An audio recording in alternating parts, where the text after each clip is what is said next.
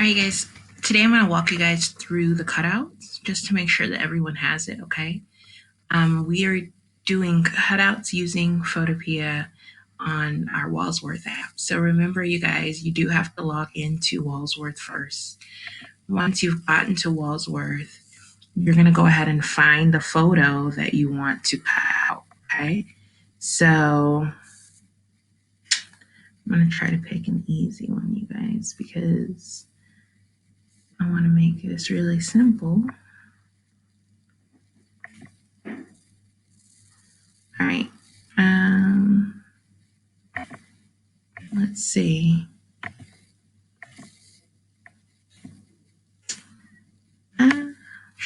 Here, we'll do this one. This is a good one. Okay, so I'll click on Edit Photo. Remember, that opens us up to Photopea. That opens us up to our workspace here. It's best, you guys, that you have your window expanded as big as possible.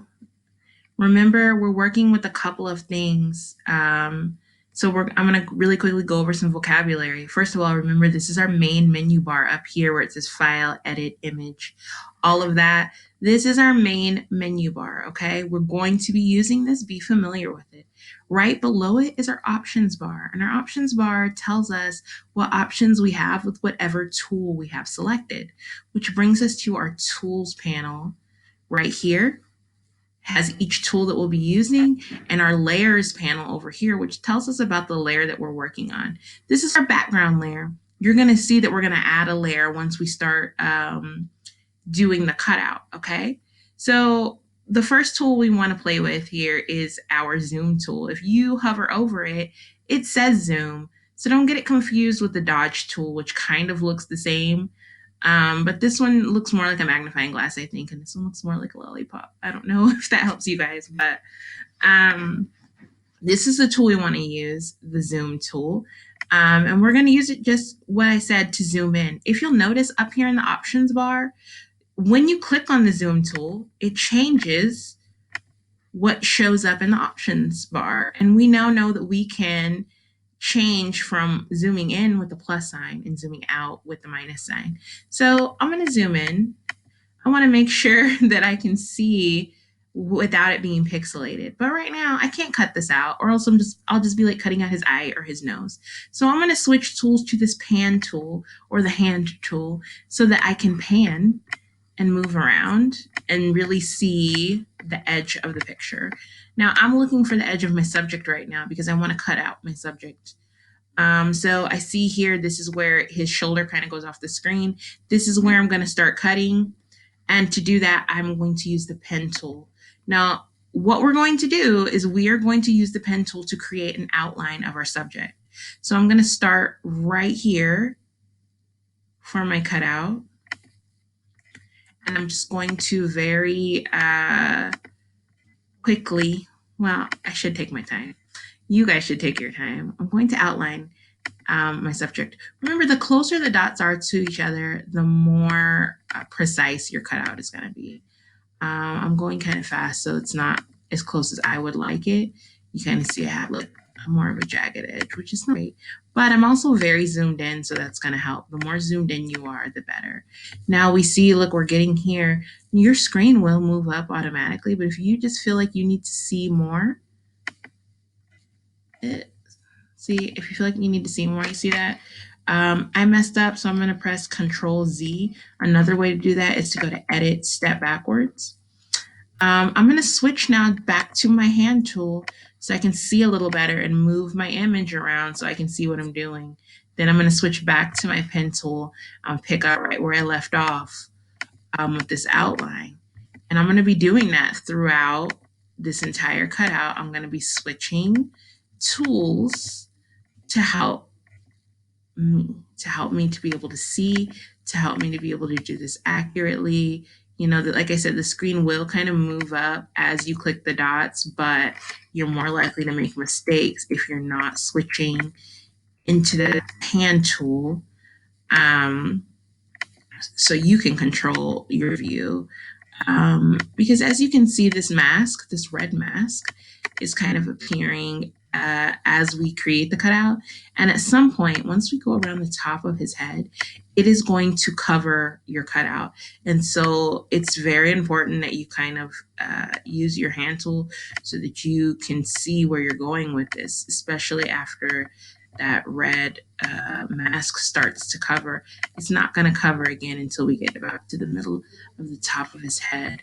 And then you guys will see how that works. You guys, this is tedious work, I will admit. It is not the easiest work to do. Are there easier ways to do cutouts? Yes, of course there are. Why am I not using an easier way to do a cutout? Because honestly, this is going to get you the best results. There are easier ways, but they rely on you to have a really clear picture. And we don't always have that option of having a really clear picture with a very distinct background that's easy for our software to separate, right? So we as humans, we have an eye and we can tell the background from the foreground a lot better than the computer can.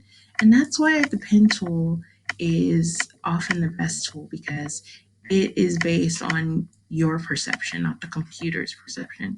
Do you guys kind of see this red mask changing as I go around his head, trying to figure out what I'm trying to mask? What it's trying to do is it's trying to figure out if I am outlining him or if I am outlining what's behind him. So it's adjusting to my every click. And once I get to the middle of his head, it will have figured it out. And you guys will see. Once you guys get a lot of practice with this, it becomes a lot easier to control. Although my fingers do, you see that? My fingers do get cramped up. You see how it's now covering him, that red mask. And again, I'm just using the pen tool, you guys, the hand tool, to kind of control what I can see. As I click, I want to make sure that I'm not getting that background in my little outline. I'm going to probably, you guys don't want to see me do this step by step. So I'm going to skip ahead so you guys can see what to do on the final steps.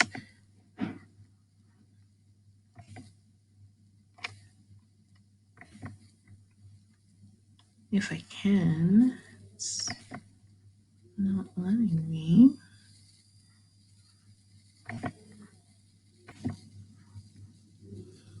Okay, guys, so as you finish, as you come around and you've gone around the entire subject, you want to make sure that you end up with those last dots touching the first dot that you made. So it closes the path. And if you guys look over here on the history panel, you'll see it says close path as soon as I touch my last dot with my first dot.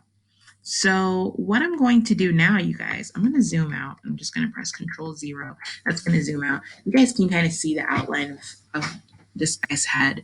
And so what we're going to do now is the actual cutout. What we've been doing is creating a path to tell the software what we want to cut out. Okay, but I don't want to cut him out. I want to cut the background out. So what I'm going to do is I'm going to right click on my mouse pad. I'm going to right click this selection, and then I'm going to click make selection. And as you can see, there's a little dotted line. Again, if you look on the layers panel, you'll see that there's two layers. There's the shape layer and there's the background layer. Right now the shape layer is selected. I want to make sure the background layer is selected because that's my actual picture. This is just my outline. So I'm going, now that I have the background layer selected, I'm going to go up to my menu, my main menu bar here, and I'm going to click select, and I'm going to click inverse. Right now, what is selected is my guy, this person, his outline. I, however, want to cut out the background. So I'm going to select inverse here, and now you can see that outline is going around the background. Now I'm going to go to edit and I'm going to select cut. And as you can see, the background is now gone. I can't see his face though because the shape is in the way. So next to the shape layer here in the layers panel, I'm gonna click this eyeball and now I can only see my background layer, which is him, and he's all cut out. There's no background. What I'm going to do now, you guys, is I'm going to export this. I'm going to go to File, Export as a PNG. You guys, what's important about this is that a PNG is one of the few files that's going to preserve that transparency. What I mean by transparency is the background. You see how it's got that checkered look to the background on the screen? Well, if I were to put that on a page, on a piece of paper, if I were to design that, there would be no background, okay? It would just be his head. If I save it as a JPG, this is going to be white. So I won't be able to put it everywhere. I'll only be able to put it on something that has a white background. So I'm going to choose PNG so I can preserve that transparency. And then it will let me save it. And when I click save, it'll download it to my computer. What I'm going to do at that point, you guys, is I'm going to go ahead and save that file to my Google Classroom assignment. I'm going to go ahead and attach that file to my Google Classroom assignment. All right. So that's what you guys are going to do. I hope that this clears some things up. Please use this video, pause it, rewind it, so that you can really understand the ins and outs of using the pen tool to create a cutout.